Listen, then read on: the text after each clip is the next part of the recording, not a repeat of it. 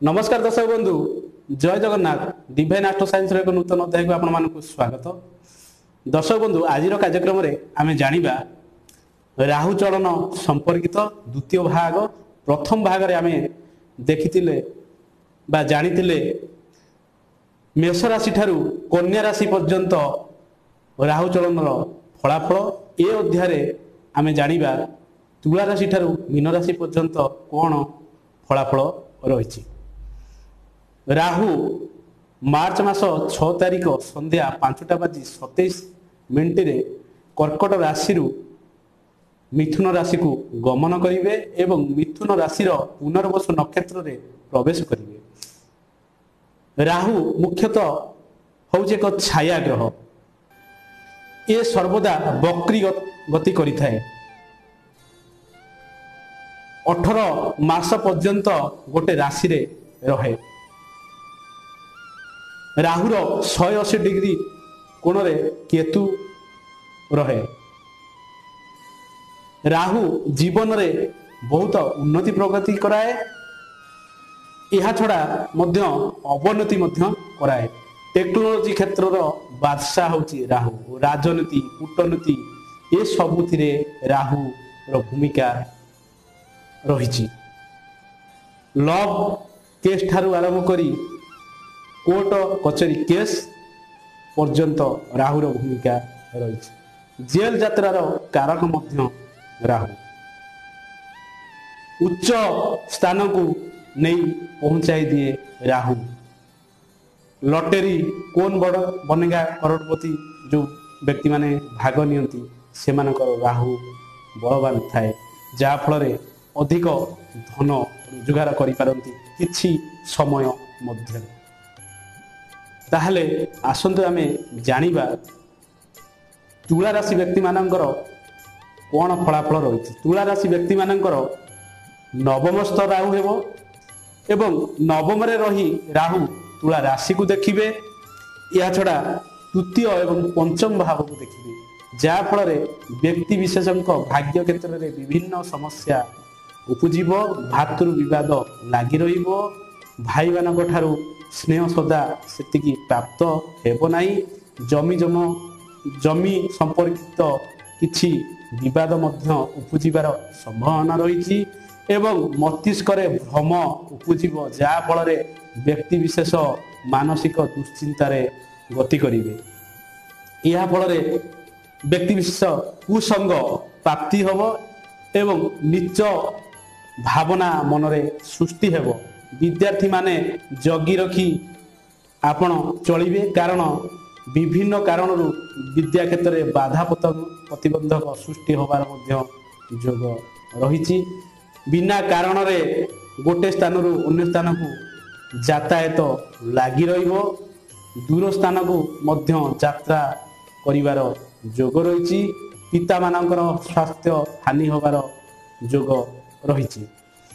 जो माँ माने संतानटीए पाइबा पाई इच्छा करिसंती ए वर्ष संतान प्राप्ति करिवार सेते जोग नाही, कारण राहु संतान हानि कराए।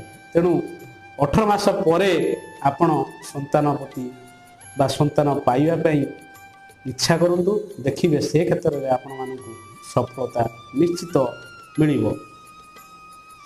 राहु मुख्यतः तुला राशि व्यक्ति मानकर कर्म क्षेत्र में एवं लाभ क्षेत्र में उन्नति प्रगति घटेब।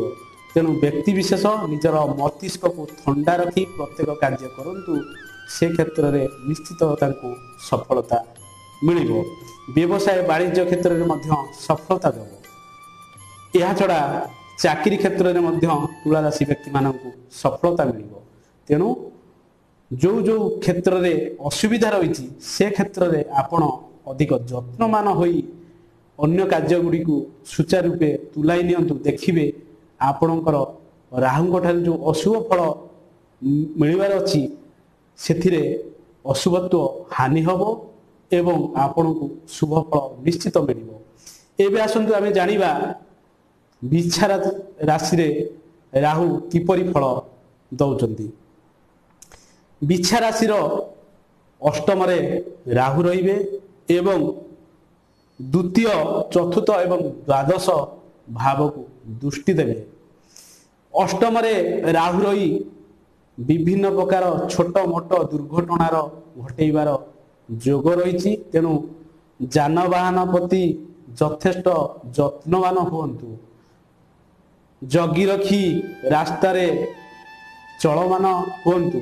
दूर स्थान को जितेबाला यात्रा कर निजर इष्टदेव को नमस्कार करी पिता को नमस्कार करी दूर स्थान को जातु। देखिए से क्षेत्र में आपन को सुफल मिल एवं धन प्राप्तिर जोग रही धन संचय क्षेत्र में विभिन्न प्रकार बाधा प्रतिबंधक उपजीव।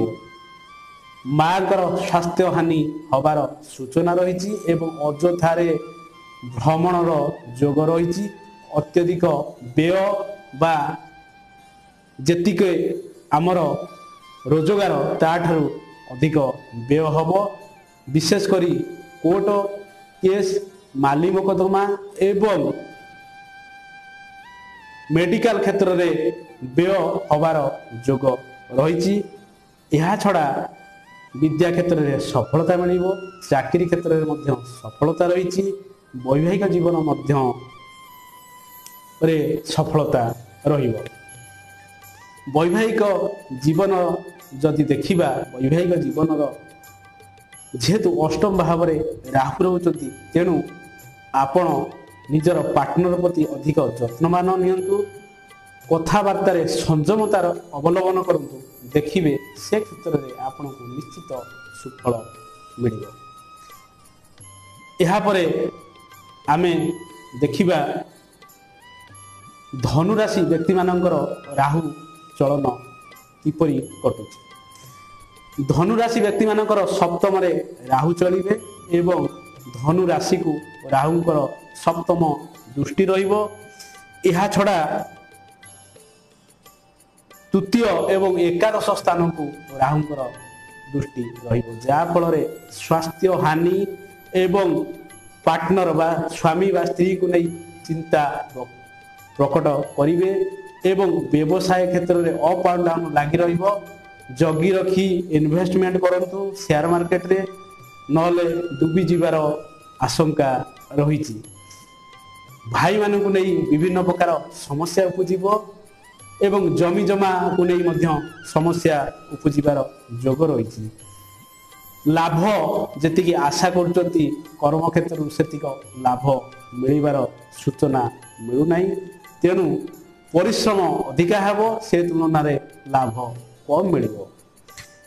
यह छड़ा जदि देखिबा धनु राशि लग्न अर्थात धनु राशि रे शनि एवं केतु रही एवं सप्तम राहु रही। प्रथमतः आपणकर स्वास्थ्य को अधिक गुरुत्व दिंतु, नले विभिन्न कारण रु स्वास्थ्य को नहीं आपण चिंतित रहिबे। बहु पुरातन रोग पुनच्छ जो रोग प्रसवित होता पुनच्छ से रोग एक्टिवेट बा पुनच्छ बाहर संभावना रही। तेणु स्वास्थ्यर जत्न नियंतु। ए समय राहु चलन आपण अत्यंत अशुभप्रद अटे। विद्यार्थी माने विद्या क्षेत्र में अग्रसर करेंगे एवं जो माने भल पाउचंती से माने देखी चाहिए पार्टनर विवेचना करंतु, नले परवर्ती समय फसी जीवार आशंका अधिक रही। स्वामी माने स्त्री मान प्रति स्त्री माने स्वामी मान प्रति सचेतनता अवलंबन करंतु, कारण बिना कारण रे अଯଥା मत पार्थक्य पाटितुंड होबार जोग रही। कर्म क्षेत्र में उन्नति प्रगति रही। मन को स्थिर करंतु, प्रत्येक कार्य करंतु, देखिबे सेतिरे सफलता निश्चित मिल। आमे एबे जिबा मकर राशि को। मकर राशि व्यक्ति मानक पे जदि देखिबा षष्ठ राहु एवं राहु षष्ठ रही द्वितीय दशम एवं द्वादश भाव को दृष्टि देउचंती, जा फल चाकरी क्षेत्र में बड़ धरण परिवर्तन हेब। आपण को छोट पदवी उच्च पदवी को जीवार सूचना रही। धन क्षेत्र में धन वृद्धि होवार जोग रही किंतु धन संचय क्षेत्र में बाधा प्रतिबंधक लगी कर्म क्षेत्र में परिवर्तन हम नूतन कर्म मिलवार जोग रही विदेश को यात्रा रही एवं यह छड़ा विद्यार्थी मानक ए वर्ष अत्यंत शुभप्रद रही जदि देखिबी व्यवसाय वाणिज्य क्षेत्र में आपन को सफलता निश्चित मिल तेणु प्रत्येक कार्य को जगी रखी करूँ निजर मन को स्थिर रखी कार्य करूँ सफलता मिल तेणु धनु राशि व्यक्ति सॉरी मकर राशि व्यक्ति मानक ए राहुचलन अत्यंत शुभप्रद शत्रु माने जदि होइछथि से माने निश्चय परास्त हेबे आपणकर पुरातन व्याधि जहाँ भी रही से क्षेत्र में उन्नति प्रगति आस्ते आस्ते आसीबो तेणु मकर राशि मानव सेते किछि अशुभप्रद नुहे। एबे आसंतु आमे देखिबा कुंभ राशि व्यक्ति मानकर राहु चलन किपरि फल देउछि। कुंभ राशि व्यक्ति मानकर जदि देखिबा राहु सेमानकर पंचम भाव रे रहिबे एवं यह छड़ा लग्न अर्थात कुंभ राशि को नवम एवं एकादश भाव को देखिबे जहा फल रे मन रे दुश्चिंता लागी रहिबो विभिन्न कारण को नहीं घरे एवं परिवार रे एवं बंधु बांधव को नहीं आपण समस्या रे पड़ी जिवे भाग्य आपणकर विडंबना साजिबो पिता को नहीं चिंतित रहिबे व्यवसाय वाणिज्य रे परिश्रम तुलन रे लाभ कम मिलिबो एहा छड़ा कर्म क्षेत्र रे उन्नति प्रगति हेबो किंतु से अनुसार कर्म रु जेतिकी पारिश्रमिक मिलिबा कथा सेतिकी पारिश्रमिक आपन को मिलिबो नाही। चाकरी क्षेत्र रे जहा पूर्व थिला सेमिति स्थिति बजाय रहिबो एवं धन धान्य क्षेत्र में मध्य उन्नति हबार रही तेणु जेतिकी आय हेउना कहीं सेविंग यथेष्ट रहिबो तेणु आय परिश्रम तुलन आय कम हेले मध्य आपण संचित मार्ग रे अर्थ को अधिक विनियोग कले आपणक ए राहु चलन विशेष आपन को कुफल प्रदान करिवो नाही। दूर स्थान को भ्रमण करिवार बा तीर्थस्थल को भ्रमण करिवार सुजोग रही किंतु जीवा समय सतर्कता अवलंबन करिवे एवं पिता मातांकर जत्न नियंतु देखिबे ए राहु चरण आपणकर विशेष क्षति करिवो नाही कारण कुंभ राशि पंचमस्थ राहु मुख्यतः संतान क्षेत्र विद्या क्षेत्र रे विभिन्न प्रकार समस्या सृष्टि करे जो विद्यार्थी माने पाठ पढ़ारे अग्रसर होउचंदी से माने पाठ पढ़ा प्रति अधिक यत्नवान होतु एवं माँ सरस्वती को डाकी पाठ पढ़ा आरंभ करंतु देखिबे राहु आपन को कुफल प्रदान करिवो नाही एवं जो माँ माने संतानटीए पाइबा पई इच्छा करिसंती से माने ए 18 मास छाड़ी देई पर मासरे जदि चेष्टा करिवे आपन को सुफल निश्चित से दिगरे मिलिबो।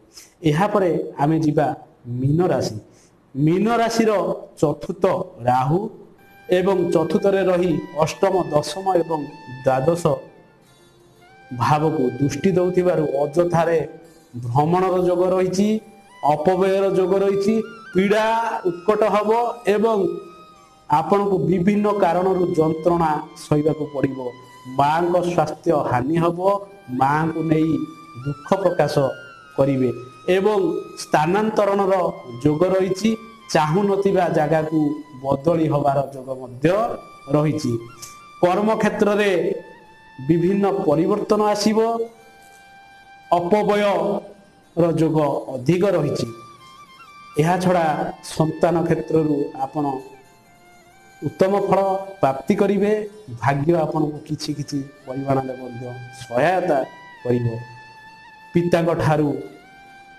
सुफल मध्य आपण को प्राप्ति हेबो विदेश गस्त जोग रही एवं धर्म कार्य रे आपण अर्थ व्यय करिवार जोग मध्य रही तेणु अपव्यय जो अधिक रही ସେଥିରୁ ଆପଣ ଜଗି ରଖି ଖର୍ଚ୍ଚ କରନ୍ତୁ। ଦେଖିବେ ଆପଣଙ୍କ ଜୀବନ ସୁଖମୟ ହେବ। କାରଣ ଚତୁର୍ଥ ରାହୁ ବିଶେଷ କରି ବହୁତ କୁଫଳ ଦେଇଥାଏ। ନିଜର କ୍ୟାରେକ୍ଟର ପ୍ରତି ଅଧିକ ଯତ୍ନବାନ ହେବେ, ନହେଲେ ବିନା କାରଣରେ ଆପଣ କାହାଠାରୁ ଅପଦସ୍ତ ହେବାର ଯୋଗ ରହିଛି। ଯଦି କର୍ମକ୍ଷେତ୍ରରେ ବିଭିନ୍ନ ପ୍ରକାର ଲାଞ୍ଚ ନେଉଛନ୍ତି ଏବଂ ଖରାପ କାମ କରୁଛନ୍ତି, କର୍ମ କ୍ଷେତ୍ରରେ ଜେଲ୍ ଯିବାର ମଧ୍ୟ ଯୋଗ ରହିଛି। ତେଣୁ ସେଥିପ୍ରତି ଯତ୍ନବାନ ହେଲେ ଆପଣଙ୍କର ରାହୁ ଚଳନ ଆପଣଙ୍କର ବିଶେଷ ଭାବେ କ୍ଷତି କରିବ ନାହିଁ। ଏ ତ ଥିଲା 12ଗୋଟି ରାଶି ସମ୍ପର୍କିତ ରାହୁ ଚଳନର ଶୁଭ ଅଶୁଭ କ'ଣ ରହିଛି।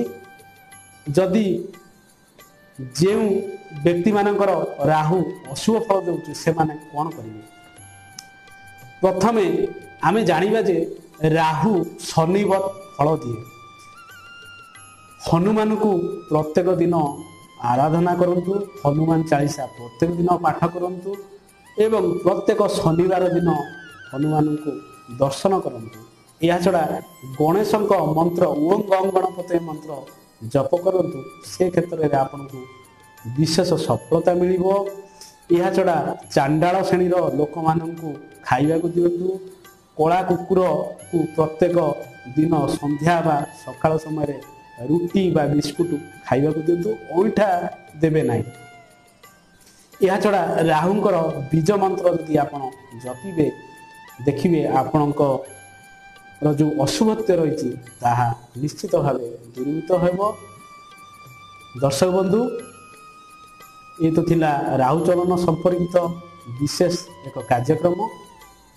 ଯଦି ମୋର କାର୍ଯ୍ୟକ୍ରମ ଆପଣମାନଙ୍କୁ ଭଲ ଲାଗେ, ଏ ବିଷୟରେ ଯଦି ଆପଣ କିଛି ମତାମତ ଦେବାକୁ ଚାହୁଁଛନ୍ତି ତାହେଲେ କମେଣ୍ଟ ବକ୍ସରେ ନିଶ୍ଚିତ ଲେଖିଦେବେ। ଯଦି ଭିଡ଼ିଓଟି ଭଲ ଲାଗେ ତାହେଲେ ଅନ୍ୟମାନଙ୍କୁ ସେୟାର କରିବେ ଏବଂ ନିଶ୍ଚିତ ଭାବେ ଲାଇକ୍ କରିବେ। ପୁନଶ୍ଚ ଏକ ନୂତନ କାର୍ଯ୍ୟକ୍ରମ ନେଇ ମୁଁ ଆପଣଙ୍କ ସମ୍ମୁଖରେ ଉପସ୍ଥିତ ହେବି। ସେଥିପର୍ଯ୍ୟନ୍ତ ବିଦାୟ ନେଉଛି।